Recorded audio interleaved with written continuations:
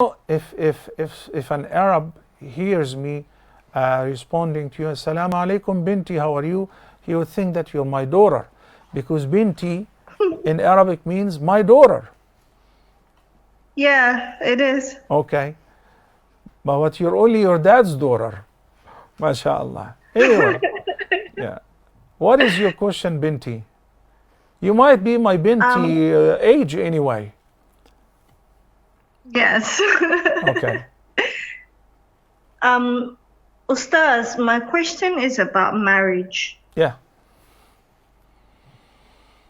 Fortunately, or should I say unfortunately, I am of age and I want to get married, but outside my culture. But not, and also at the same time, not necessarily outside my culture. Is this a puzzle? More like, okay, so my that's a family, puzzle. Yeah. my family have been pressuring me to engage with a relative that I don't see him that way. Okay. And now they have turned into calling me selfish because I said no. Is it allowed to force somebody طيب. when Okay. they say no? I got your question, Binti. Barakallah fikum. Let's agree that we said from the beginning, no parents have the right to force any of their children to marry anyone against their will, especially daughters. Okay? It is your say. But also, I like to recommend, because one day I and all the viewers, the parents, one day when we were at the marriage age, when somebody, especially parents, recommend somebody and say, you know, what do you think of this? Oh, because it is the parents who recommended this person, right away the answer is no way. And then guess what? If you think about it, if you may consider this proposal or this choice or the recommendation for a while, it might be the best person for you. Why not? Give it a chance. Give yourself a chance to get to know the person. That is my only recommendation.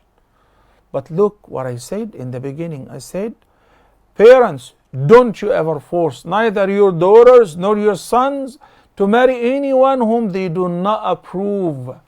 They do not feel that this is going to be my best life mate. Because this relationship, I can assure you, it's not going to last. Unfortunately, sometimes children will be involved. After a child or having 2 or 3 children, it's not going to continue because it was against one of the parties' wills. So if it ends up, it becomes really problematic. Let them choose. As a guardian, I have the right to tell my daughter, no, this guy is no good. I checked his background and I figured that he smokes. He doesn't pray regularly. I heard from his family members he mistreats his parents. Not a chance. I'm not going to approve this marriage. She cannot marry without my consent in this case. But if you find a good person, alhamdulillah, and you tell your dad or your guardian, this guy wants to marry me, and he's okay, whether he's from my family, from my cult, from my culture or not, Bismillah, the guardian should facilitate that. I personally highly recommend that the person should marry from their own culture. You might think I'm backwarded. I'm not backwarded, you know, and this is not really a retarded opinion. I'm suggesting that because as a marriage counselor and as a person who processes so many marriage contracts and facilitates that, I know that it is better as far as lasting, getting along, getting used even to the same type of food. You know, where would you find somebody who likes and appreciates your jollof?